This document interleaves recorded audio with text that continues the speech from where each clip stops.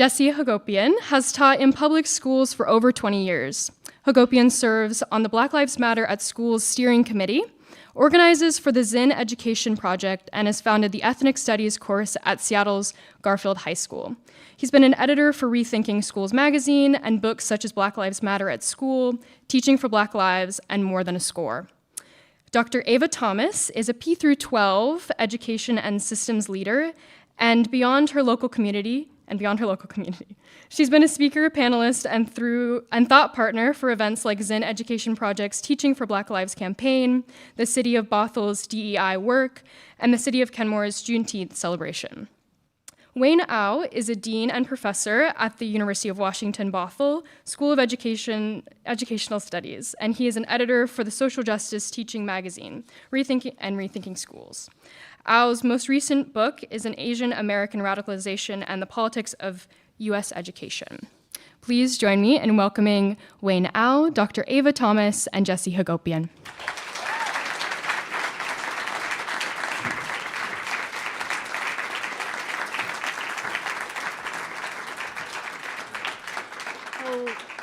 Hello and good evening. It's super bright up here, and I can't see all of your faces, but it's okay, so bear with me. My name is Ayva Thomas. I work in a preschool through 12th grade education setting. I am a younger Black woman in a senior leadership position, and I feel like the reason that I am where I am is because I didn't let outside voices bring me down or suppress me, but I tried to listen to and channel the voices of my ancestors and of my community and who I knew that I was from my own self-definitions. And I think that that body of work and that ideology is underscored in Jesse's book through truth. And so I just want to situate a little bit the state that we're in these current times, and how I think Jesse's book is a testament to engaging in resistance and engaging in radical imagination and Black freedom dreaming from a Black man himself, who positions himself as a community member and leader, but also as an author and activist. So in these times, we know that there are some national things happening, but that DEI is not our way to liberation, and it never has been. We have to continue to engage in justice and actively engage anti-racist thought, ideology, and action and practice. As Fred Hampton reminds us, theory without practice ain't S-H-I-T. Jesse underscores that in his book.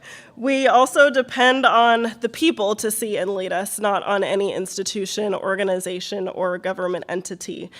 People have always channeled our uprisings and strength through each other and through the organization and communities that we've built, from plantations to the carceral state to education systems and classrooms. We also have the right to stay on offense. Nipsey Hussle talks about in some of his lyrics the fact that we don't have to play defense all the time. We get to stay on offense, and we get to claim who we are through affirming who we are and affirming and loving one another radically. We also have a moral obligation to teach the truth. That comes from our own internal moral compasses, but the compasses that our ancestors channeled so long ago, but that led to the ciphers of today. We must draw on the strength and knowledge of our ancestors because our ciphers are here. Our ancestors carried messages forward from the way that they braided their hair on plantations and mapped out escape routes to the ways that we've authored books and stories within our classrooms today. We will also not shrink to fear, but stand tall in our own self-affirming definitions of who we are because we have the right to do so. Sorry, my voice, I'm getting over a cold. But I think Jesse does a really brilliant job describing his ancestors and giving an ode to his ancestors at the very beginning of his book, and he titles it A Promise to My Ancestors. And he talks about the labor that they put in and that he discovered over time and is still unpacking those histories still today, but also the visions that they left and carved out the path for him to be where he is, to be able to have the knowledge and skill set and expertise to be able to author and narrate such exquisite stories of our time. The state of our schools is one that looks different depending on what state or school district you're in. I'm glad that we're situated within the Pacific Northwest and that we don't get a lot of our funding from federal dollars, but that a lot of it comes from state and local dollars. But that looks different because we know that there's class struggle and there's racism that intersects with class struggle among lots of other forms of oppression. And so the state of our schools can look different depending on what our students look like. So there's this notion of mirrors and windows and that our students deserve representation. And just like our white students need to see people and authors and people who look different than them, our students of color need to see individuals who reflect their own identities, from educators to leaders to their peers and to what they see in books.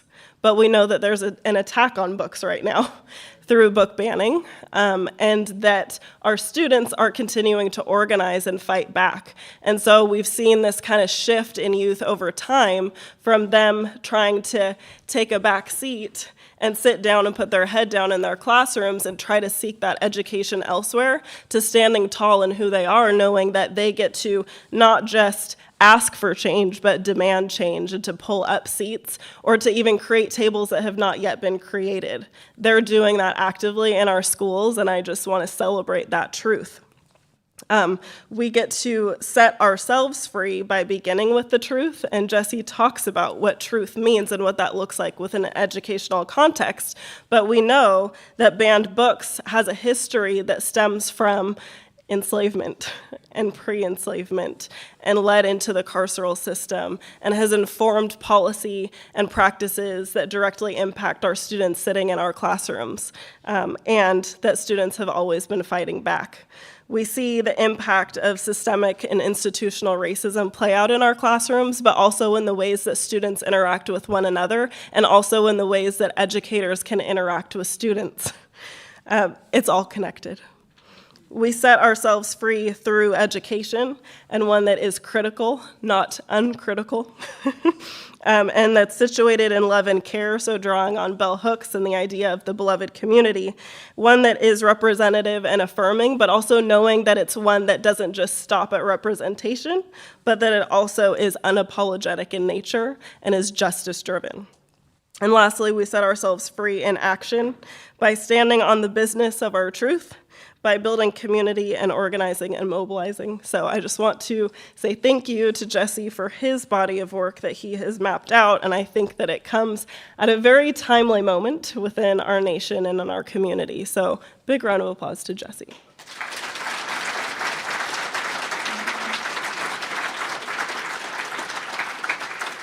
I'm also pulling a high school student move and getting my phone out to read the next bio. I'm learning from our students every day. So I'm going to introduce our next speaker, who is Janelle Gary. And Janelle is from Seattle and a Garfield High School alum, adding in that she was Jesse's former student. Janelle graduated from Central Washington University with a degree in psychology and Africana and Black studies. She currently works at the Urban League of Metropolitan Seattle as a youth engagement coordinator, working with youth on house arrest. Her personal passions are coaching softball and empowering the youth. Her primary focus is to become a mental health professional and serve the people in her community that need representation of themselves in the mental health field. Please give Janelle a round of applause. Thank you for having me tonight.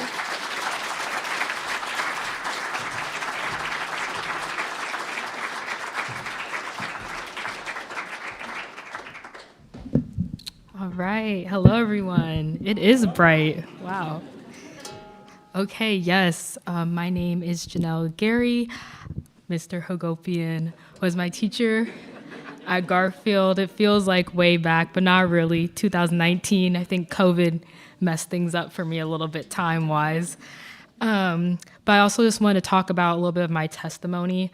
I think a lot of times when we talk about an anti-racist lens, we really don't see the people that it affects. And I was one of those people. If it wasn't for Mr. Hagopian and being part of his ethnic studies class, I wouldn't be the person that you see right in front of you. So if you guys don't mind, I'm just going to share just a little bit about my story and how it relates to his book. So I was fortunate enough to be part of Mr. Hagopian's class in ethnic studies. It was the first year it was implemented at Garfield High School. So I was able to learn at an early age what it means to be influenced by someone that looks like you. Sadly, many of my peers who weren't able to have that privilege to be a part of that class weren't able to understand themselves, and they weren't able to discover things until later on with vital life lessons.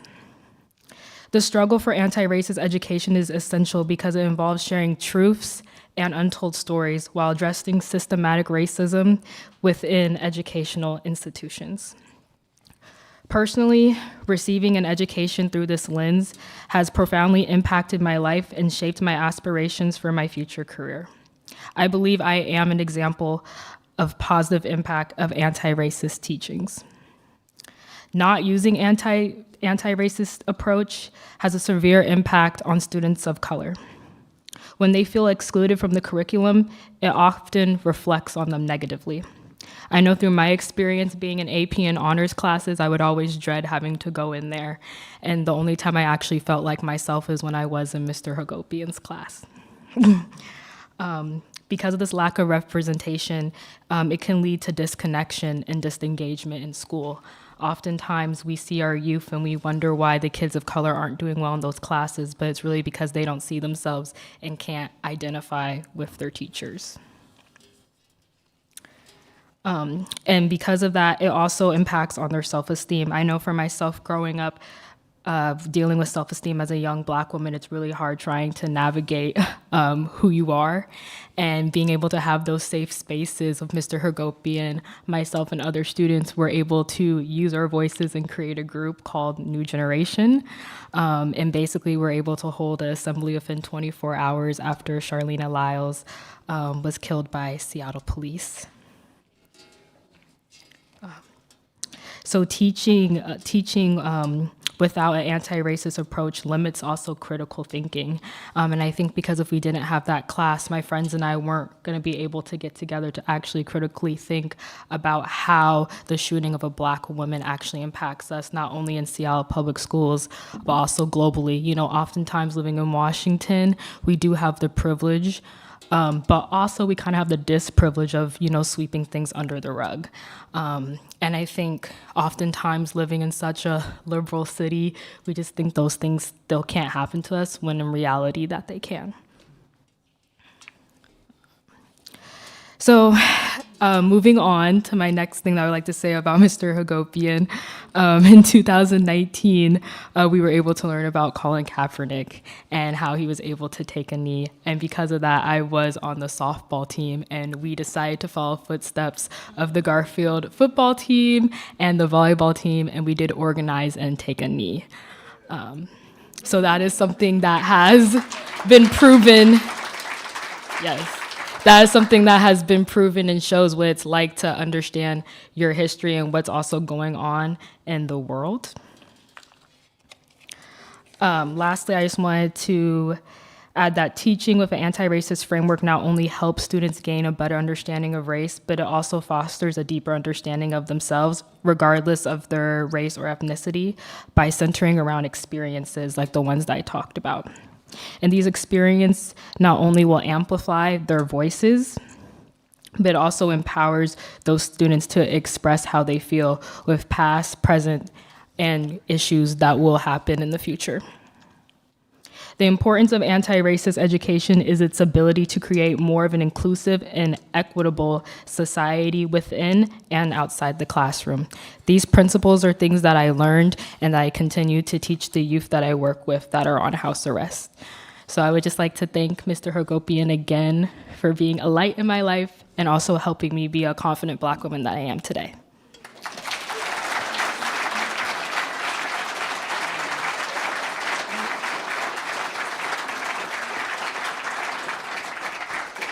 I'm about to pull the high school move too.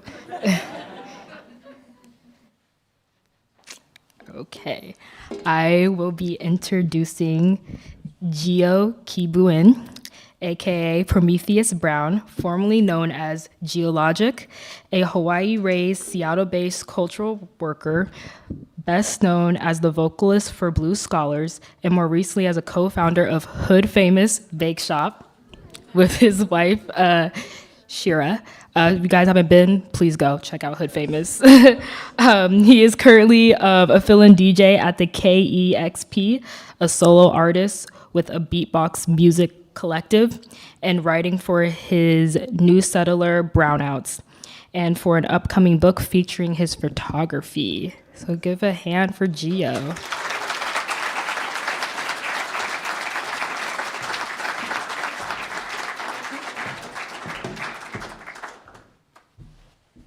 I'm wearing tinted glasses and it is still bright. Thank you for the intro. I'm here selfishly. I need to be around people. These are some confusing times. And like Ayva said, playing defense. Feels like we've been playing defense our whole lives. And we know that defense wins championships. At the same time, how much longer do we got to do this? I stepped away for a little bit from the path that I was on as a writer, as a storyteller.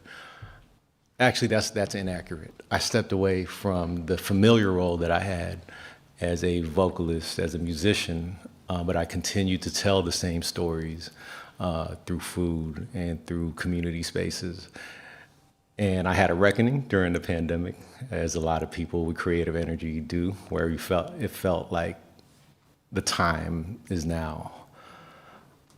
So this is something I wrote during the pandemic with a little bit of my thoughts over the last few months. So allow me to not introduce myself. My name is very colorful. Ride with the tribe who protect the most vulnerable.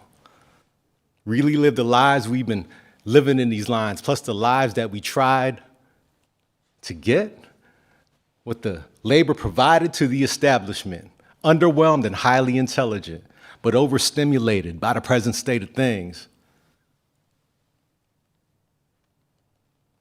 Regardless of who president, them bombs continue to rain. You heard the old saying, puppets, strings, fucking us for gain.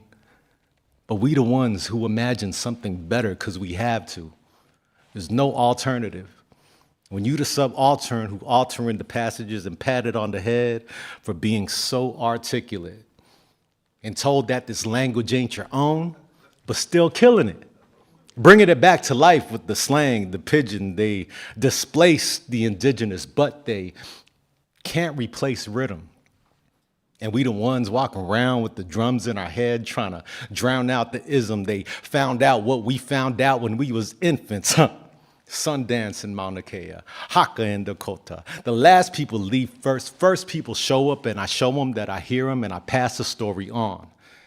And I hope y'all do the same when I'm gone. Because I'm an elder in training, staying allergic to the hype here. I am my ancestors' worst fucking nightmare. But trying to do right and raise up their wildest dreams. So I'm back.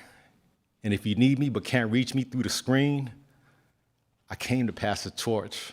Now we take a walk with the youth, the students, and everybody after them who's destined to surpass us because it take more than one generation for some multi-generation shit to happen. Simple math, right? So I'm trying to listen to the youth and listen to my elders. Listen to myself, my ancestors and descendants. Listen to the ocean and the sky try to tell us all, slow down even if it feels antithetical. When everything is urgent and urgency requires us to choose fight or flight at every moment of our lives because there's real soldiers who defend their right to live and these other so-called soldiers taking land and calling that shit self-defense. And the rest of us, we just want this all to end.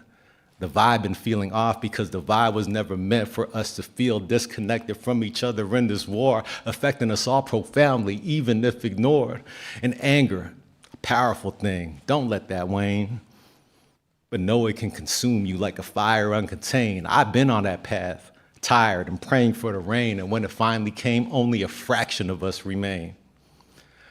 I seen the best minds of my generation afflicted by wounds from friendly fire, self-inflicted. Purity of ideology we measured up. They used to infiltrate us, now they watch us self-destruct. Just sharing what I witnessed, hoping maybe it'll mend. I should be pessimistic, but I still believe we'll win. And when I say we, I mean the ones who care enough to remember the past for the future yet to come. We remember the past for the future yet to come. And those who teach the truth will be the ones who get it done. Thank you.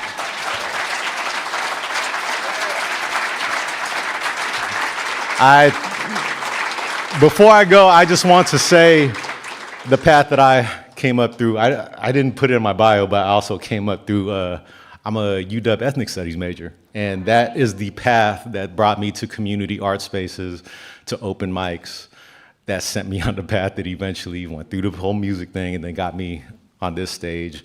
And along that journey, I marched alongside Jesse before he wasn't even a teacher. I'm one of the few people that get to say that. So I just want to say thank you, and it's an honor to be here.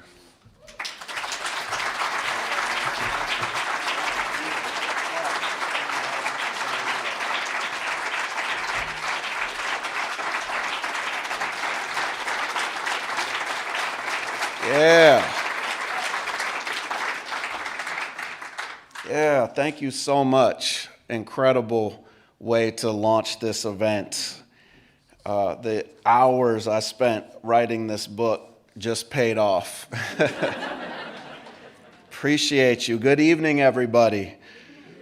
Let me first just say, wow, seeing all of you here tonight gathered for the first time to launch this book, Teach Truth, is an absolute joy. It's a real honor. And I want to thank Town Hall.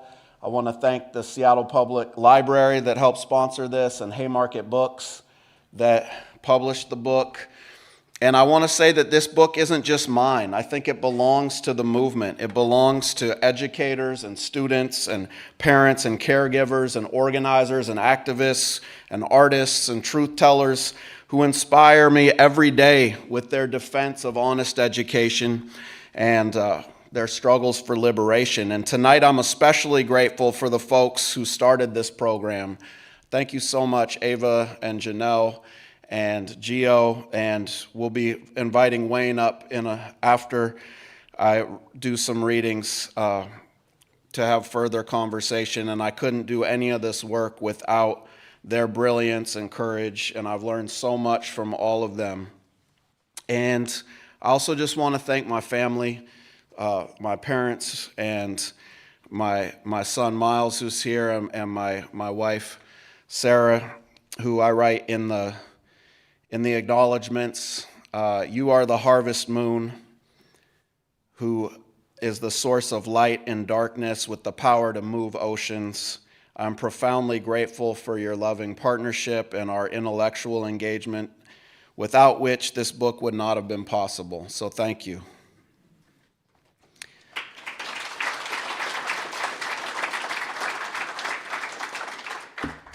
I began writing this book in 2021 when the attack on anti-racist education was beginning to boil over.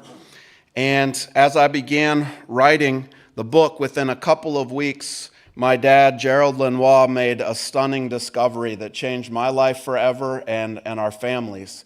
He found out which plantation our family had been enslaved on in Morgantown, Mississippi, and in Lawrence County, Mississippi. And it gave context to me, to the lives of my great-great-grandfather, Thomas Lenoir, and his wife, Laura Lenoir, who was born in 1844 and died the year my dad was born in 1948. Laura Lenoir birthed 15 children, including my great-grandfather, York Alonzo Lenoir, who became a teacher and a principal. And if I can get it to, there you go, that's Laura Lenoir, was enslaved there in Morgantown, Mississippi. And after discovering the location of the plantation, I knew I had to get down there and feel that land that my family had been bound to. And so we immediately bought plane tickets to go down, and then the Delta variant of COVID surged and we had to cancel our flight. And then we bought another ticket, but my dad had a stroke and we had to cancel it again. Then we were about to go again, and I got COVID, which turned into particularly debilitating long COVID. And my brother also wanted to go, but he has a really bad fear of flying and wasn't sure if he was going to make it. But eventually, in June of 2023, we finally just couldn't wait any longer. And despite all of us in different states of not being very healthy, we just had to go. And we found the land.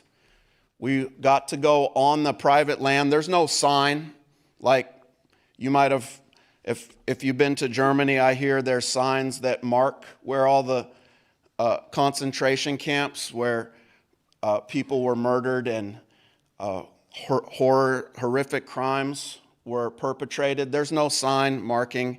You just have to spend your life finding out where it is. And we were able to get there. And the man who owned the land allowed us on his land and showed us where the gravesite was, where our ancestors buried each other. And I count these moments among the most precious of my life. We held a ceremony for my ancestors there at the gravesite where one headstone was still there. And I read a letter to my ancestors that is the preface to my book, and I want to read that letter to you all now. I said, "Beloved ancestors, many obstacles have been placed in the way of us returning to the land where you were enslaved, abused, and forced to work to enrich the white Lenoir enslavers. The pandemic, a stroke, a fear of flying, long COVID delayed our journey here. Before that, the education system withheld any knowledge of where you came from, the cruelty you endured, or the creativity and beautiful resistance you contributed to the world. The system of white supremacy used many tactics to deceive us and prevent our family from making this pilgrimage to where you were held captive and denied manumission. Despite many obstacles and the plots to hide this place from us and deny us knowledge of this land and your existence here, we have found it. Your family has returned to claim you. We have returned to the forced enslaved labor camp that was politely referred to as the Lenoir Plantation.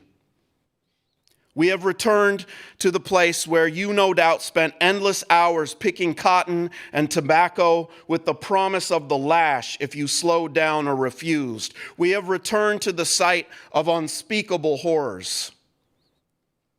But we have also returned to the place where you all dared to live. A place where you all had the incredible courage to love, despite knowing that falling in love could inflict a terrible pain when your beloved was sold away or worked to death. We are here. We are at the very place where you found ways to guard your humanity from those who thought it was possible to steal. We are here where you sang together, granted forgiveness to a friend who hurt your feelings, dressed the wounds of those who were injured, and held those in need of comfort. We are here to experience a truth deeper than any that can be understood intellectually. We are here to make a promise to you, to this land, and to each other. You will not be forgotten. It doesn't matter if they pass laws to make it illegal to speak of you, to teach about you, or to learn about you, because those laws don't govern us. Only and love govern us. And so we will pass on the knowledge of this land and your existence here to our posterity and to all who we encounter. We send to you our deepest gratitude for gifting us the will to survive and the spirit of resistance that you passed to us through your blood and through your stories. With eternal love, Jesse, Jamana, and Gerald.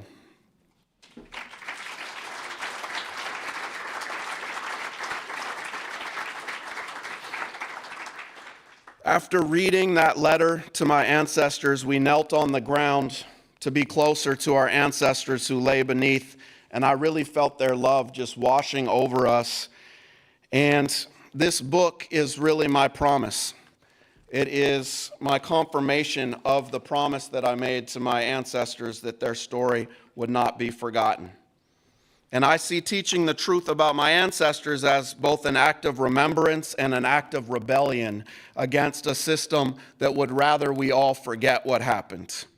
So part one of my book is titled Disremembering, where I discuss the concepts of the violence of organized forgetting, that concept that Henry Giroux developed, and the related concept of Boaventura de Sousa Santos called epistemicide, the annihilation of ways of knowing, and also a related concept I developed in the book called educational arson, where I trace the history of book burning, school burning, and which has led to the burning of people as well. Part two of the book is titled Remembering, and it looks at the great struggle that is rising up called the Teach Truth movement. And I delve into a concept I developed in the book called the radical healing of organized remembering, which I'll try to get to before the end of the evening. So I want to read a couple selections from both parts of the book tonight. And, you know, it's incredible what's happening in the country today. I call the efforts to ban books and ban honest history truth crime laws because they criminalize educators who teach honestly about history. And astoundingly, almost half of all public school students today in the United States go to a school where their teacher is mandated to lie to them about U.S. history, about race, about gender, about sexuality. It's illegal to teach the truth to almost half of all students in the U.S., whether that's a statewide ban or a citywide ban or a district ban. And the fear of retribution for teaching the truth has created a chilling effect that's so cold that a recent study revealed that 2 out of every 3 teachers in the United States self-censor, right? They report self-censoring discussions on race, gender, identity, and sexuality in their classrooms. And the laws have become so over the top, so draconian, so absurd that really only the Onion can properly capture the moment we're in. Teacher fired for breaking state's critical race theory law after telling students she's black. The Needling also nailed it. Florida bans the letters LGBTQ from the alphabet. Yes, as absurd as this is, the reality is more absurd. In Florida, they banned the dictionary because, after all, the word sex is in there. Racism is in there. There is literally a school district that banned the dictionary. The reality is far more absurd. I want to read to you from my passage where I describe what I call truth crime. We are bearing witness to an era in which teachers who allow students to learn about racial disparities stemming from the legacy of slavery and segregation can be charged with what I call a truth crime. A truth crime is any act of honest pedagogy in a jurisdiction where truthful teaching has been outlawed. A truth crime is enforced disremembering. A truth crime law, then, is one that makes lying to children obligatory and effectively renders honest educators as truth criminals. The goal for the enforcers of truth crime, in the end, is to make committing a truth crime literally impossible because there will be no one left who learned the honest history and therefore no one left to teach it. This requires rewriting the past so that it appears to justify the dramatic inequality that exists today, so that it impedes the ability of those who have learned the revisionist history to imagine a future without oppression. That's their goal. And I want to give you a sense of what these truth crime laws are about. So I'll read from another section here.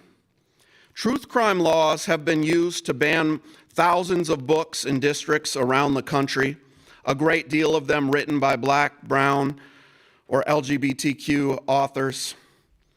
One school in Florida, mindful of truth crime laws and book banning efforts in the state, went so far as to send home a permission slip with students to ask for their parents' consent to participate and listen to a book written by an African American.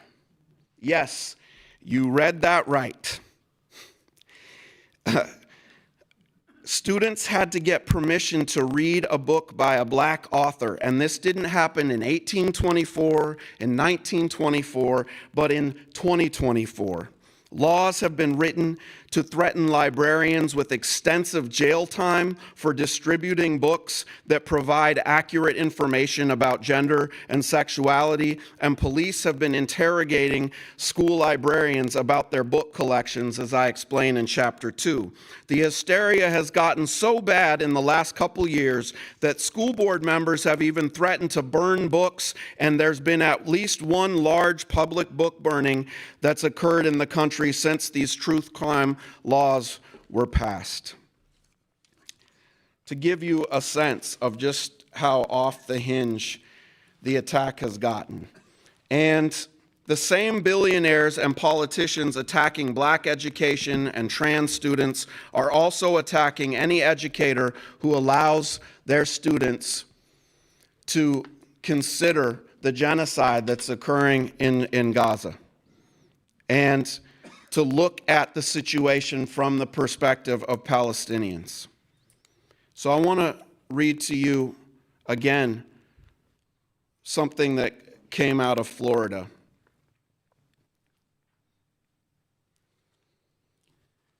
In the context of Governor Ron DeSantis' Stop Woke Act, a school in Indian River County, Florida, banned the book Anne Frank's Diary, the graphic adaptation. A 2019 retelling of the diary of Anne Frank the diary Anne Frank wrote while hiding out for 2 years with her family during the Nazi occupation of the Netherlands. In addition, DeSantis directed his independent Department of Education to ban 2 textbooks about the Holocaust. At the same time DeSantis' policies have bolstered anti-Semitism, the governor is one of the most zealous defenders of Israel's genocide of Palestinians. For example, he has called for banning Palestinian refugees from entering the United States and boasted that he personally sent weapons and ammunition to Israel from the state of Florida to aid the destruction of Gaza. Additionally, despite his outrage over cancel culture, DeSantis banned the Students for Justice in Palestine on Florida's campuses. And this aligns with the larger trend where the right suppresses educational initiatives that aim to honestly confront anti-Semitism while unequivocally endorsing Israel's attack on Palestinians.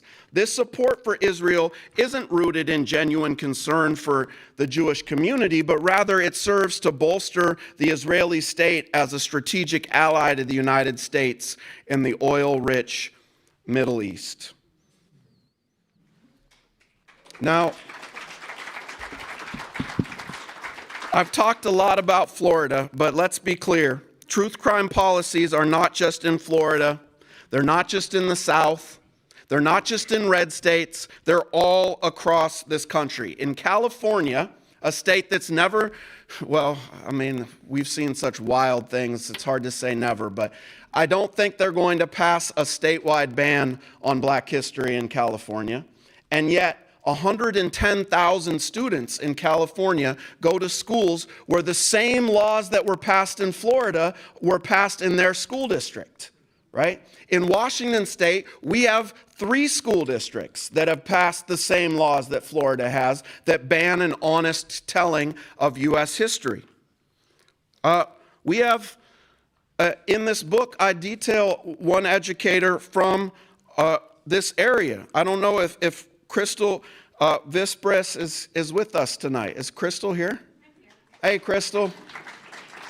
Let's connect afterwards. Your story's in here. And, you know, Crystal was teaching in a school in Sammamish, Washington. And I wrote about what happened to her after she taught the truth about the January 6th attacks and that they were connected to white supremacy. And so this is in our backyard. Let's hear what happened. The following October, Crystal learned from her school administrators that a student had made a secret recording of that lesson without her consent. The video, along with complaints about her Black Lives Matter flag in the classroom, was sent to a particularly bellicose local right-wing radio host.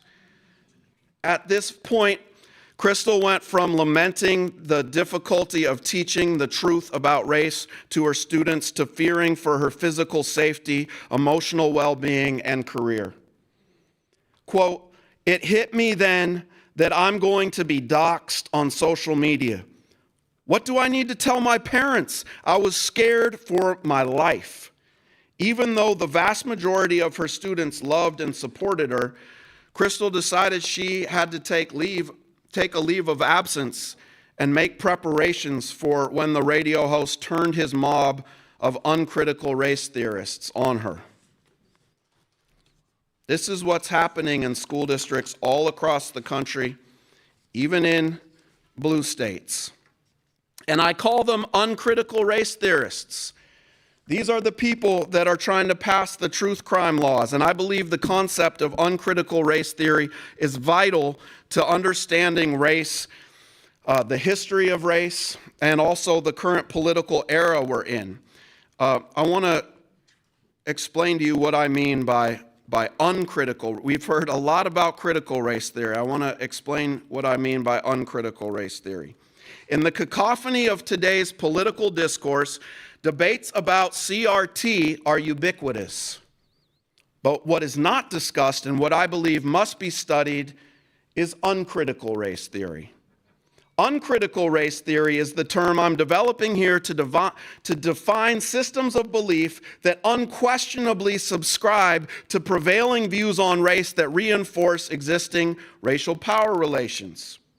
Uncritical race theory denies that racism exists at all, or it maintains that racism primarily victimizes white people, or rejects any systemic or institutional analysis in favor of an interpersonal explanation that understands racism as only sporadic or merely the product of individual bias. Uncritical race theorists position themselves as neutral, as objective, as unencumbered by ideology or a theory of race, when in fact they have a highly developed theory of race, even if they are unaware of its origins or the full dimensions of their theory. To be clear, uncritical race theorists would never refer to themselves as such because it would divulge that their opposition to CRT and every other anti-racist framework is not anchored by research or historical inquiry, but rather is the result of unsubstantiated and unmoored theories that sink under the most cursory examinations. When educators analyze race in their classroom, uncritical race theorists accuse them of politicizing the classroom, a claim that only approaches reason if you believe that teaching children that the uncritical acceptance of the current racist structures and institutions is not political. Describing people who accept status quo beliefs about race as uncritical race theorists, I believe, is important because it helps us underscore that the people opposing anti-racist education aren't actually rejecting theory about race altogether. They're merely trading one theory for another and trying to hide their theory of race behind a smokescreen. They have a highly developed theory of race, but they would prefer the underpinnings and origins of that theory go unexamined. Uncritical race theorists demand an anodyne telling of history where the United States was delivered by the stork.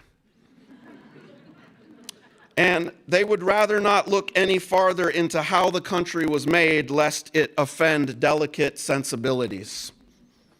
They tell themselves that America doesn't fornicate, doesn't cuss, or brawl, or drink, or abuse, or exploit, or lie, or cheat, or steal. But as James Baldwin reminded us, people who shut their eyes to reality simply invite their own destruction. And anyone who insists on remaining in a state of innocence long after that innocence is dead turns himself into a monster. It is important to understand that uncritical race theory is used by liberals and conservatives who both often advance narratives of colorblindness or post-racialism in their meager attempt to explain how race functions in society. In this way, the term is useful for pointing out the overlap between liberal and conservative ideas.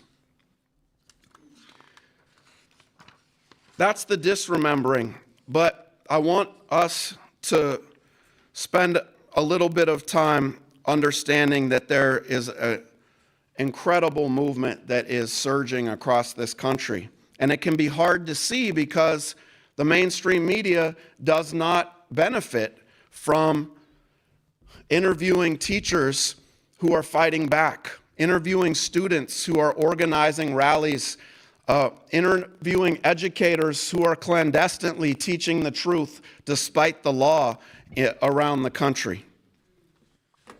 And so in the second half of the book, I tell the stories of many that I interviewed across this country. And I believe that if all of you had had the opportunity to spend the hours I did interviewing these freedom fighters all across the country, you would have much higher spirits right now, because these are definitely tough times, and we don't see the resistance very often because they don't want us to see it, and yet there are thousands of students, parents, and educators who are combating truth crime and fighting back to make spaces for the coming rebellion that is definitely going to happen. So, yeah, I want to give a shout out to the Seattle Public Library that joined this struggle. They have the Books Unbanned campaign. Their Books Unbanned campaign allows teens and young adults aged 13 to 26 living anywhere in the U.S. to access the entire catalog of books and audiobooks and ebooks, an important contribution to the struggle that was first started by the Brooklyn Public Library.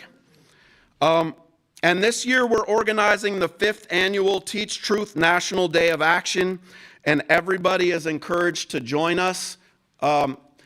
We've been having an incredible movement across this country. Those are some of the many cities that participated last year. And I want you to hear from some of these inspiring victories and struggles. So let's take a look at one of my favorite stories. There's a teacher named Amy Donofrio in Florida who was fired. She was the first teacher probably in the country fired with one of these truth crime laws. She taught at Robert E. Lee High School, okay? Here we have a school named after a homicidal maniac, a white supremacist who killed hundreds of thousands of people in order to impose slavery on this country, right? And you have a school that's majority black who have to go and endure that humiliation and shame of going to a school named after somebody who wanted to murder you. And this teacher had the audacity to put a flag up in a room that said Black Lives Matter to make sure her students knew that they mattered in her classroom, even if the school didn't care about them. And for that, she was fired. Publicly, the governor and the superintendent went on the airwaves, and she learned about her firing through the media. And she had to go to teacher jail for a year. They call it teacher jail. It's a little warehouse with no windows, and you go and sit there every day while you're on probation. She endured that humiliation just because she believed that black students' lives had value. But one of the most inspiring wins for the Teach Truth moment happened in Florida in June of 2024. As detailed in Chapter 3, Governor DeSantis intended to use Amy Donofrio as an example to show, as he put it, that Florida is where woke goes to die, by targeting her for the Black Lives Matter flag in her classroom. While the state attempted to revoke her teaching license, grassroots organizing and Donofrio's fighting spirit successfully helped convince a judge to allow her to continue teaching in Florida. Donofrio hopes that her experience inspires other teachers. Quote, affirming black students should never put a teacher's license at risk, she said. Quote, in Florida, 64% of public school students are of color, and I hope this can show that teachers not only will fight for our right to uphold our professional responsibilities to them, but we will win.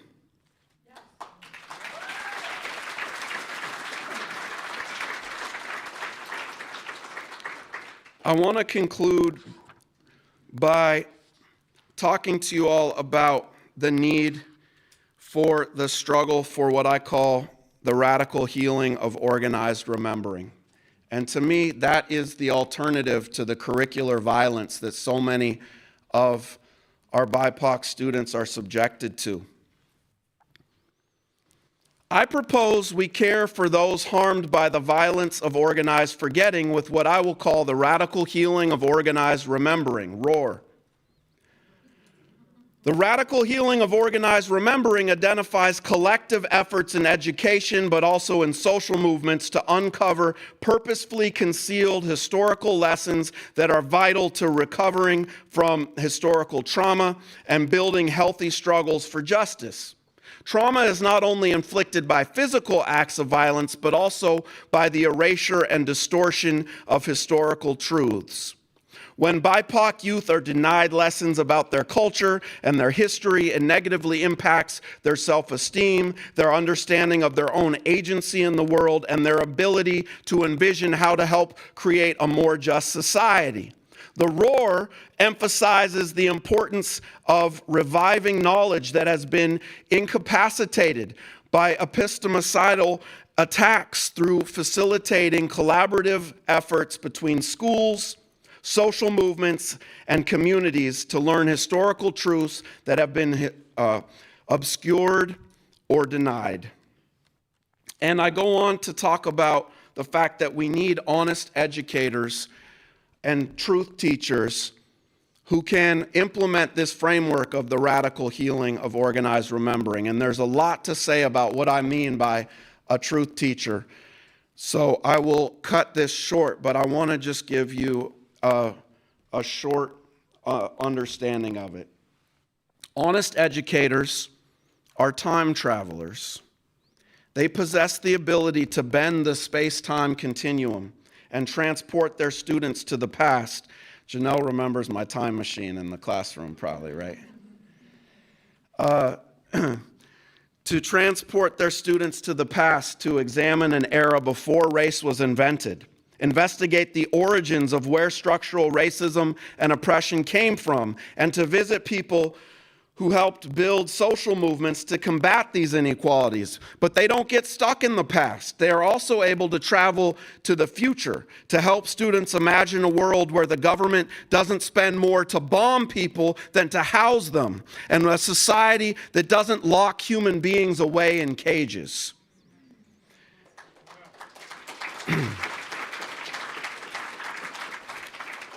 Truth teaching isn't only an intellectual endeavor, but it's also an emotional one. Honest educators are guided by love. Commitment to truth-telling lays the groundwork for the openness and honesty that is the heartbeat of love, writes Bell Hooks. Truth teacher Cornel West has observed, quote, justice is what love looks like in public. I would add that truth teaching is what love looks like in the public schools. Martin Luther King Jr. centered love in the building of social movements when he imparted, quote, "Our goal is to create a beloved community," right? And that's still our goal today. So I'll end with these words from the conclusion of my book, and then we'll bring Wayne up and do some Q&A. There have been many names given to the destination of those seeking relief from racism and oppression. The poet Phyllis Wheatley, who had been enslaved and kidnapped from West Africa before gaining her freedom and becoming the first African-American author to publish a book of poetry, she called the destination deliverance. Quote, "In every human breast, God has implanted a principle which we call love of freedom. It is impatient of oppression and pants for deliverance." The great gospel soul band, the Staple Singers, simply called the destination a place in their hit single, "I'll Take You There." And they told us that in this place, no one would be smiling at us while they lied to our face. Martin Luther King called the destination the beloved community. The Black Panther Party called the destination socialism. As member Assata Shakur put it, quote, "Capitalism meant that the rich businessmen owned the wealth, while socialism meant that the people who made the wealth owned it." Stevie Wonder called the definition higher ground, and he invited us in his sonically soaring refrain to keep on going until we reach it. This higher ground is not an isthmus with only room for a few. There's room for everyone, and you're all invited there. Thank you.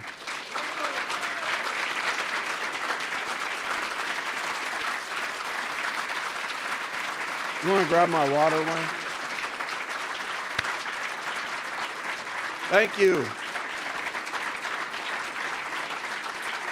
Cheers, buddy. Come on up.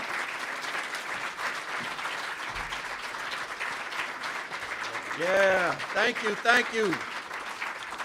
So appreciate you all being here.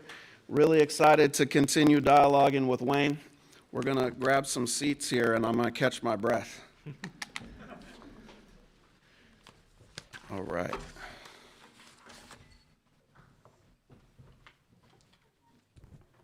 Should I be here? Yeah. We good? All right. Yay. All right. Thank you, Jesse. Good evening, everyone. For the record, I'm not pulling a high school student. This is the official town hall mini pad. iPad mini. So, Jesse, it was wonderful to get to watch you to read, think about the stuff. I found myself reflecting a lot on our own history, right? I was like, man, we've been friends almost 15 years. We've been friends, and we've organized together and written together and watched our kids grow up and like all this stuff. And it was just beautiful. Like this book, I feel like is in a way like the culmination of a lot of who you are, like in a particular kind of way around the organizing and the racial politics and everything. And so I just want to thank you for the gift that this book is and just the beauty, like just how beautiful it is, I think, both for you and for the world and the timeliness, right? So I wish it wasn't so timely. Right? Honestly. I wouldn't mind selling a few less books if we didn't have a maniac getting ready to push truth crime all over the country. But I know it. Yeah, we'll get to that. All right. But so, just for the audience, what we're gonna do is like I have a few questions I want to ask Jesse, and then we want to open it up to the audience, and then that's what the iPad here is for too, as well, to take some questions from online. Right. So again, Jesse, I was just thinking about the activism and who you are as a teacher and educator, and you were talking a lot about you talked some about even here in the Puget Sound region, right? Folks getting attacked and censored. And I know you've been attacked and shoot. I mean, I went to give a talk in California, and a school district canceled me the night before I was going to talk. Right. Yep. So like, in all these spaces, it kind of it's not just down south. It's like, it's these spaces are here too. And so my question for you is, you have a lot of like really exceptional stories of resistance in the book, right? These amazing educators who have really fought back under really, really difficult conditions. But I wonder what you would say to, like, we know a lot of teachers who are anti-racist and they really want to do this work, but they are scared right now because it's tough. And so, like, what would you say to those folks to help them find the bravery, to help them see that the risk is worth it, and to help them into the kind of teaching that you call for in your book? Yeah, no, that's such a good question, Wayne, and man, I just appreciate you reflecting on the culmination of so much work we've done together that's in this book. So thank you for everything you've taught me for so many years, and it's just so great to be a comrade with you in the struggle. Yeah, the risk is real. So I don't want to just glorify truth teaching and these sort of honest education can get you in real trouble, right? The story is filled with teachers who have been fired for doing this work, and teachers are in different situations financially with their families and have to weigh different risks they can take or not take. But I think that the best way to follow through on your convictions and continue to teach the truth, regardless of what laws are being passed or what harassment is happening, is to really study the history. Connecting with the history has helped me so much. People haven't really learned about Septima Clark, and if most educators had, I think they would have a whole different view on the work that they do, right? And Septima Clark was a black woman in South Carolina who was a lifelong educator and was called by Martin Luther King the mother of the civil rights movement. And she was fired from her job in South Carolina because she refused to quit the NAACP and refused to give up her civil rights activism. She didn't only lose her job, she lost her entire pension. So after 30 years of teaching, she now had nothing, right? She gave up everything for the struggle. And then she went on, she got hired at the Highlander Center and went on to create the citizenship schools and consult with SNCC on the freedom schools. And, if you have that perspective that you are part of this unbroken chain of the black freedom struggle and social justice education from that time till today, and part of this struggle, then these sacrifices are part of building to something bigger. And if you don't have that perspective, it's really hard to be part of that. And that's why they're banning this history, right? That's why so many teachers haven't learned this history, because it would empower them to continue the fight, to know that, yes, Septima Clark was fired, and she helped to lead a revolution in the South that overturned Jim Crow segregation. Right on. Thank you. And so I take from that just like the idea that for teachers to really see themselves not as alone and not isolated, right, but really as part of these movements and have these actually strong connections across history and time, that they represent these other things, and they can take strength, right, in being part of that. It's like the struggle has to be collective, but I want us to think about also linking arms with people in the past, right? And that, yes, they're not there, but I mean, they give me a lot of inspiration, and we have to link arms with people right here, and that's where the radical healing of organized remembering, to me, that word organized is about the collective part. It's not just closing your door and teaching the truth in isolation, but it's about how you build networks in your school district, in your community. That's when you can stand up to these laws, because if you're by yourself, you're an easy target, right? But the African proverb, sticks in a bundle are hard to break. Yeah, right on, right? You find you're not alone in real time is critical, right, in community. Related to that, the other question I wanted to pose to you was, you and I have talked a lot about the need for teaching solidarity. Like, we're not going to get this work, like the work we got to get done, right? The massive social change that we need is not going to get done if we do it in isolation from each other, right? We have to be teaching around solidarity. And I think a lot about how the uncritical race theorists talk about this is all divisive, right? If you teach this, it's going to be divisive. And so I'd love to hear, like, could you talk about like the role that you see around teaching for solidarity, sort of in the context of what you talk about around teaching the truth and in your book? Yeah, thank you for that question. Absolutely. Solidarity is the only way to win, right?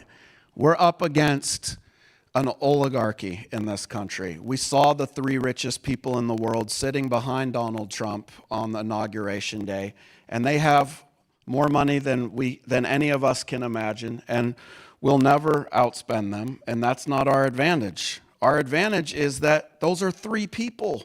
Let's go get them, y'all.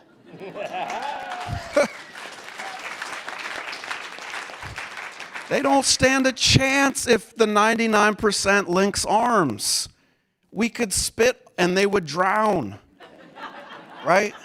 Like, we got this, but the problem is we're divided by race, gender, sexuality, nationality. They use every way they can to divide us, right? That's what all these forms of oppression are about, to divide our solidarity so we're not working together to take back the wealth that we all produce.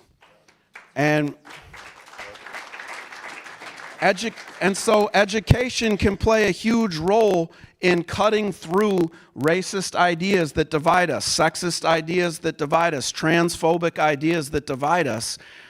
Education can help us cut through those ideas to build real solidarity. And, you know, the uncritical race theorists say that our classrooms are all about shaming white kids, right? It's doom and gloom every day in our classrooms, and we're just there shaming white kids day after day. You know what? That's not their real fear. That's what they tell you on television. But their real fear is that we're empowering white kids. See? Because the white kids in my class learned about John Brown. The white kids in my class learned about the Grimke sisters in the abolitionist movement. They learned about Anne Braden in the civil rights movement. They learned about Howard Zinn, right? And they learned about anti-racist white people that want to link arms in a great uprising to transform this country. And that's what they're really scared about. That we're going to teach them about the possibility of building a real multiracial democracy in this country.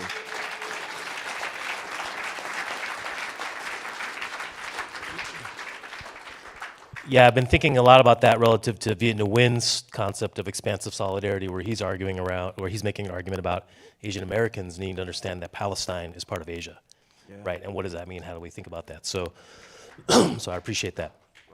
My last question for you is, you know, the book is really about K-12 education, right? And these days I'm working in higher education as a professor and administrator and doing that work with future teachers.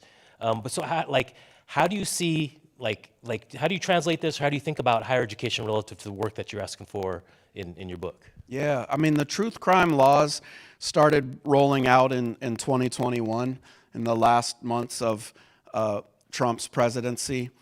And at that point, they were focused on K-12 education.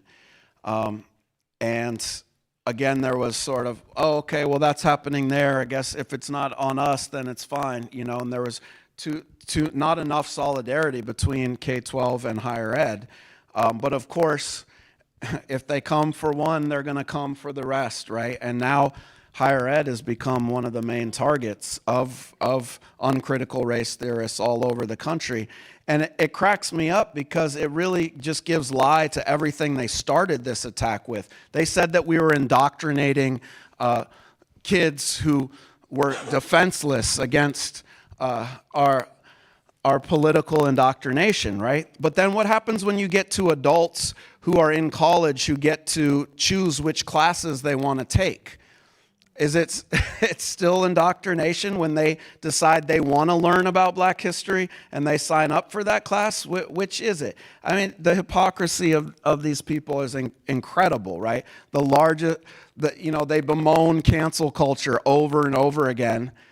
And without even blushing, they're the first ones to cancel any book that they disagree with, any teacher that teaches something that makes them uncomfortable.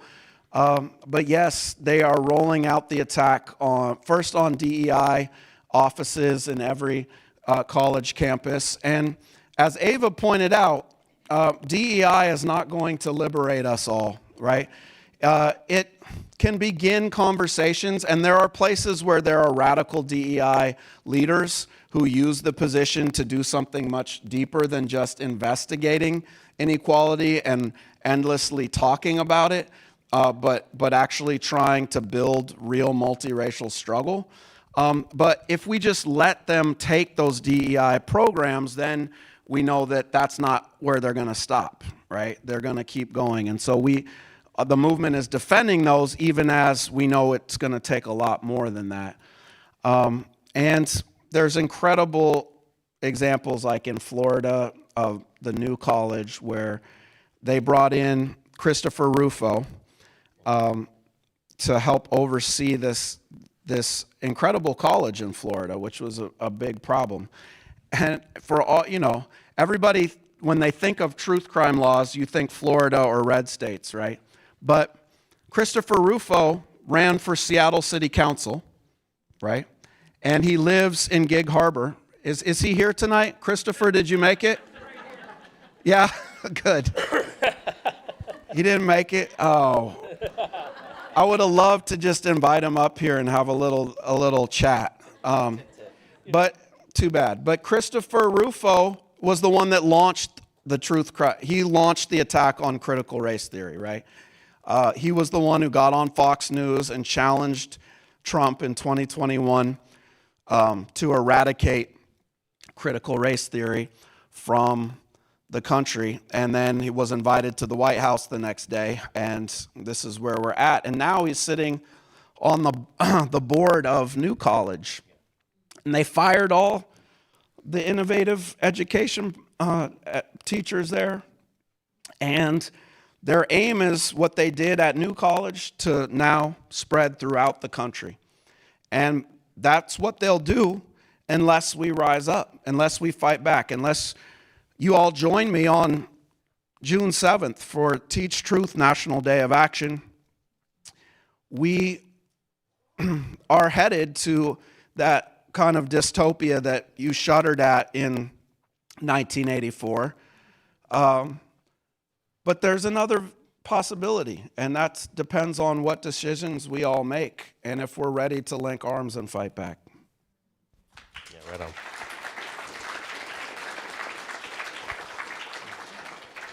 All right, with that, I want to give some space for if there's folks in the audience who want to ask a question. There is one here on my magical town hall iPad, but I want to create space here for folks in the room. There's a mic up here, and as the house manager said, make sure, try and focus on asking a question, not doing a whole thing. So yeah, come on.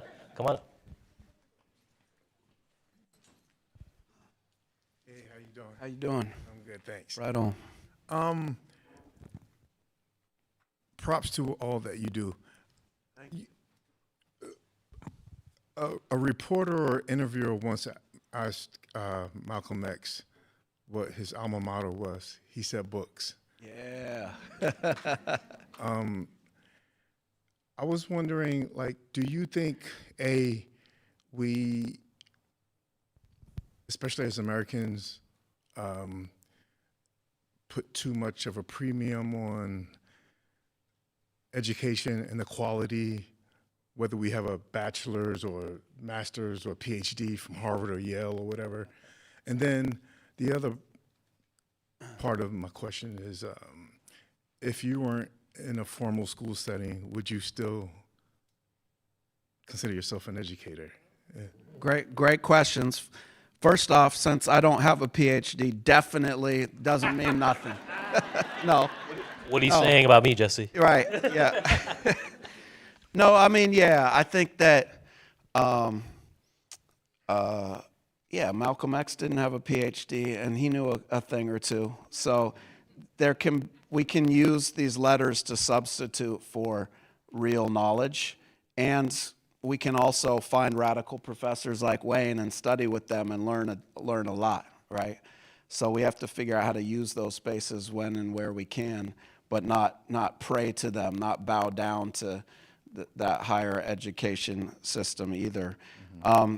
You know, I've taught for 20 years I started in elementary school in Washington, D.C., and then I came back here and taught middle school before I was laid off with the Great Recession. The banks got bailed out, and I lost my job the year my son was born. And that was scary, and then I got rehired at Garfield High School, and I taught for a decade there. But since getting long COVID, I haven't been able to be back in the classroom yet. So I'm not in the classroom, but I'm working with the Zen Education Project to do training. My job is I get to meet with teachers all over the country, mostly virtually, who are in study groups around the book Teaching for Black Lives that Wayne and Diane and I co-edited. And so, I mean, it's incredible to meet with teachers in Florida where it's illegal to teach the truth, where it's a felony, a 5-year jail sentence if you get caught with the wrong book in your classroom, right? And yet they're meeting every week, reading Teaching for Black Lives and practicing what Jarvis Givens calls fugitive pedagogy. Thank you. Right on.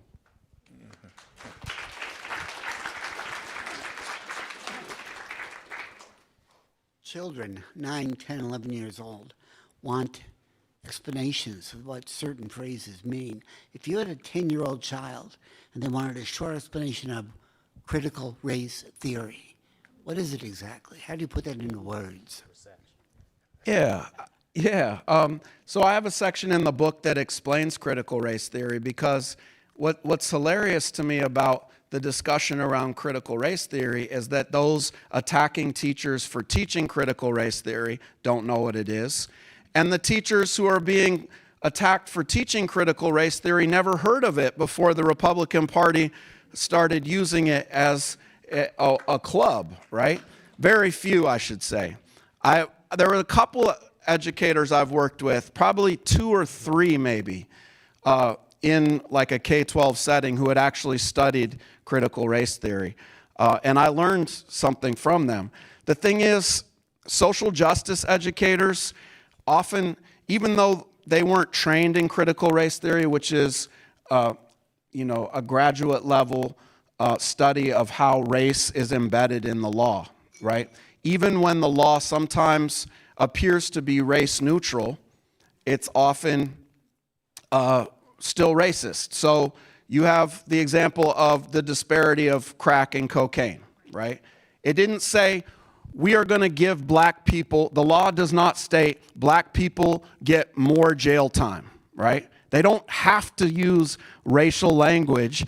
They can just have a higher sentencing for powder cocaine than they do for crack and achieve the same goal of a racist law, right? That's one explanation of how critical race theory plays out. And social justice educators may not have been trained in critical race theory, but often there's so much overlap in ideology of people who want to get free. So, in critical race theory states that race is a social construction, that it's not a reality, a biological reality. That's what scientists have told us for a long time now. That's a core tenet of critical race theory. So there's several core tenets of critical race theory that any advancements against structural racism lead to a backlash. We're seeing that with the 2020 uprising leading to this backlash. And I invite you to read more about it and bring it to your community. Well, bringing legality and the law mixed in with all of this is what really scares people because they don't even know what the laws are. So if you match up those people with people who are aware of what's going on, there can be a real struggle. But if we educate kids, that struggle won't be nearly as bad as it might be. Agreed. No agreed. doubt. Thank you. Thank you so much. Yeah, there's another one up there. I got a couple here on my screen too. So, but go ahead and we'll. Hi. I'm going to break the rule. Hey, I'm not it's going to Chris. ask the question. I'm going to say my name's Chris Pozaricki. I've taught many years and now retired. And I just want to thank the day that I met Jesse and his family. And I can't talk about how much I've learned, but I don't think I try to do what I learned from not just you, but that whole community. I just want to say thank you. Oh, Chris, it's so good to And see I'm you. so glad you're here, and I'm so glad you wrote this book. Oh, And I can't I'm wait so to hear glad what to you be here. think of it. I love you. Love you too, Chris. Thank you so much. Chris taught at the greatest preschool in the world, Central Branch Preschool, and is my kid's beloved educator. Give it up for Chris and all the awesome preschool educators. We'll take a couple from the screen maybe here. Do you want to answer a question about the election? Let's do it. Let's do it. Okay. Let's go there. So okay, we're gonna go there. So someone posted sort of a two-parter, but it's like, how do you feel about white liberals blaming and shaming uncommitted voters for Kamala Harris losing the election? And their follow-up is, how do you it depends on how much trouble you want to get, and then who do you hold accountable for the election loss? So Yeah. want to do election? Let's It's go there there. for you. Let's go there. Yeah, I mean, when you run a campaign on, you say you stand for justice, and then you're sending billions of dollars to go bomb schools and hospitals, and then you want to go blame uncommitted voters who were like, I'm against bombing schools and hospitals. No, that's whack. That's just, I mean, you can do that when you get funding from billionaires. You can do that kind of thing, but it's laughable. It's a political strategy to lose, right? In fact, a study just came out that the largest percentage of people who changed their vote and said they weren't going to vote for Kamala were folks who were concerned about Gaza, right? And it would have been easy to get those votes. You just had to stop bombing schools, and you would have won the election, right? But they weren't willing to do that because U.S. imperialism is what they pray to, what they bow down to.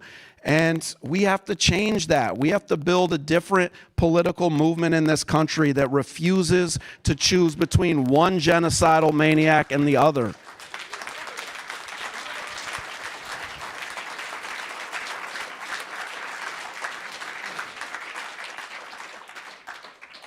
Nice. All right, here, go ahead.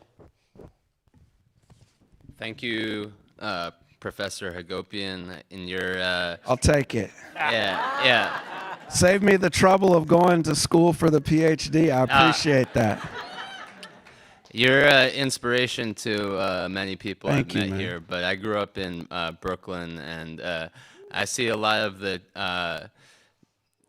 philosophies that you espouse to in the teachers I grew up learning from. So I wanted to ask, as an ally, someone who doesn't have any children or doesn't work in education, how can we stand with the movement to fight against untruth? There's a movement towards changing historical markers that celebrate the genocide of indigenous people on this land, and also the Confederate soldiers memorializing their celebrating them for the impact they had on this country. How can we also lay our life on the line, just like teachers do, by being an ally against the fight towards untruth, and how can, as a community, the philosophies you espoused in your book be tools for anyone, no matter what line of work or what place they find themselves in society. Yeah, thank you for that. So as you came in at the front table, there was a postcard that said, what was it? Organize, vote, and teach. Yeah, there's one. On that, so if you get that postcard, you can scan the QR code, and it'll take you to the Zen Education Project's Teach Truth page, and there's so many different ways to get involved in this struggle. You don't have to be an educator or a student or a parent or a caregiver. We need everybody, because everyone has a stake in what our students learn, right? When students have the history of the civil rights movement erased, it's a lot easier to get rid of the Voting Rights Act today when nobody knows how it was fought for or what it's about, right? All of the freedoms that people have fought for are so much easier to take away if we don't understand our history. And so we all have a stake in fighting for youth understanding history. And you can help testify at school board meetings. You can support school board candidates that are running and fighting for ethnic studies programs. We have the Black Lives Matter at School Week of Action that's coming up the first week of February. That started right here in Seattle in 2016 when a white supremacist made a bomb threat at John Muir Elementary School, Wayne Au's son's elementary school. While his son was there, they made a bomb threat at that school, and instead of just giving up to despair, the educators fought back, and 3,000 educators in this city went to school in solidarity with John Muir, wearing a shirt that said, "Black Lives Matter, we stand together." And ever since then, every year, the first week of February, we have Black Lives Matter at School Week of Action. So this year, we're going to have the Young, Gifted, and Black Student Talent Showcase that I invite you all to go to. You should check it out. It's going to be at Franklin High School on that Thursday. I forget what the date is, but that Thursday of the first week of February at Franklin High School at 7 p.m. And you're going to see some incredible young people who understand the change that needs to be made in this society and who are organizing, using their voice, singing, dancing, showing films to help us all get free. There's so many ways to get involved. Join us on June 7th for the National Teach Truth Day of Action and help us build this movement. Yeah, that's the thing I always tell folks is like, the first thing is just show up. Show up, give your labor, give your support, and help people do the work they want to get done, right? So that's the first step always. Yeah. Thank you. Yeah. All right, come on. Hey, how's it going? Hello. Good to see you. Hey, good to see you. My name's Kaylia Baldwin. I met Jesse through some socialist organizing. And what really stood out to me about how you move and how you do your movement work and your organizing is your clear care about the people around you. You can see that by all these people who clearly care about you and who you have held friendship, community, relationship with. Can you talk about how giving examples of how you continue to do that as we approach rebellion and how you want to see others embodying that beloved community as we get towards a revolution? Wow. Thank you. So good to see you. Great. Always good to organize with you. Great. Thanks for being here. And that's such an important question, and it's one that I didn't start thinking about till way too late. And it's never too late. Now that's a core principle that I consciously think about.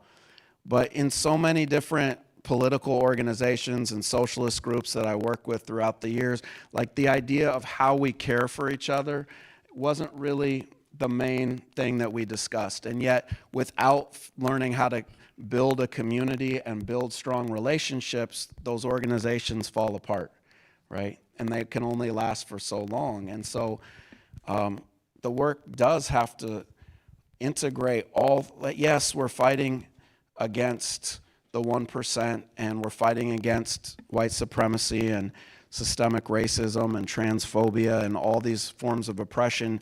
And we have to figure out, as we're fighting these systems, how we lift each other up and support each other. And I don't know, I mean, there's beginning to be more books and important works written about how to do that well.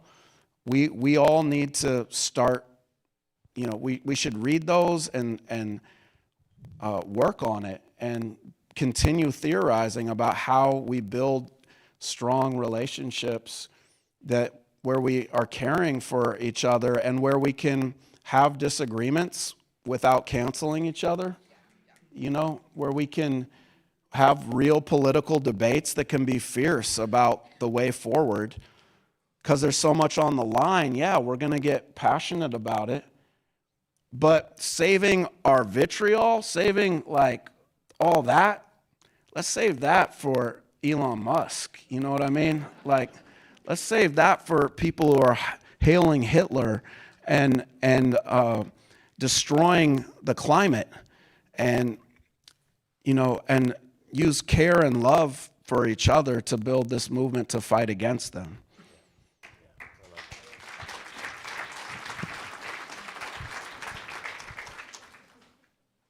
Hi, I was wondering, as an educator, how would you recommend when students want or need to have these tough discussions in the classroom, especially when students tend to not all have the same opinions? How would you make that space safe for everyone? Yeah.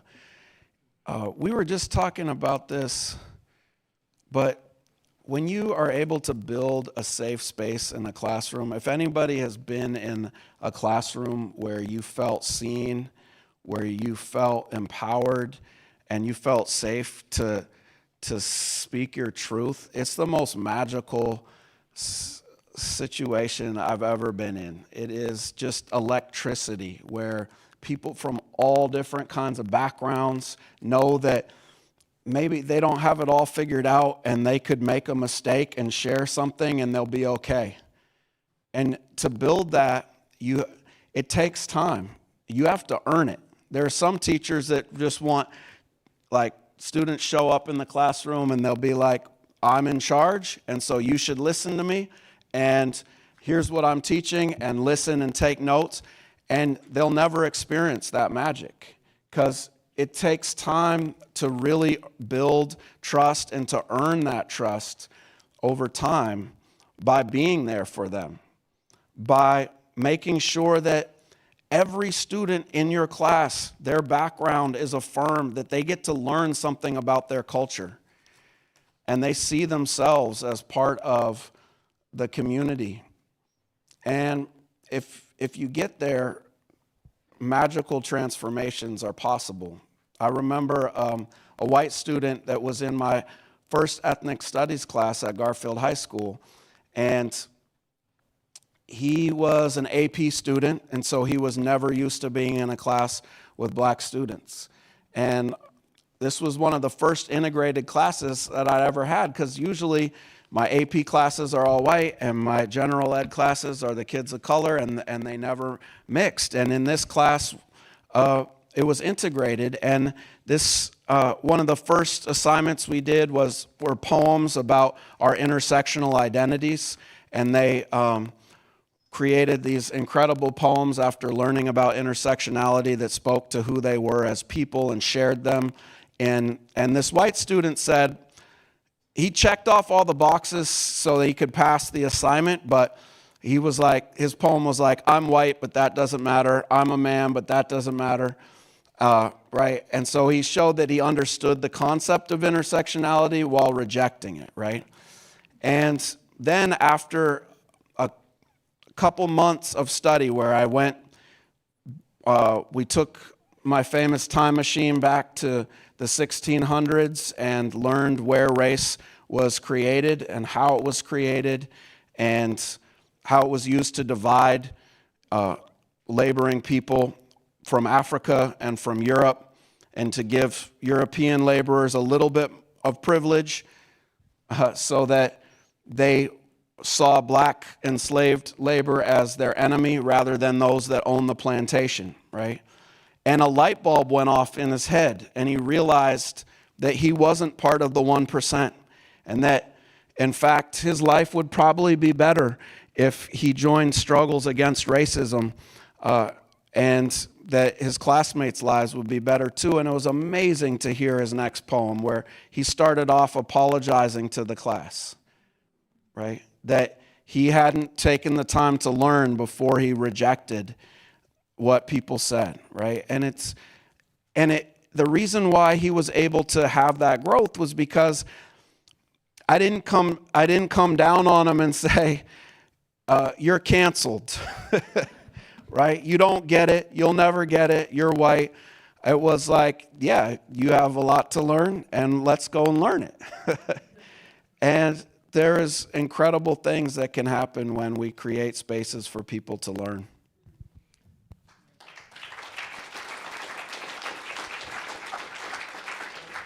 I want to be mindful of time. I'll check with the house. How are we doing time-wise? Okay, yeah, I'm getting told we need to wrap it up. So apologies to the two folks standing there for questions. I think I want to make sure we're respecting folks' labor and space and expectations here. But again, please give another round of applause for Jesse. Thank you so much. Appreciate you so much.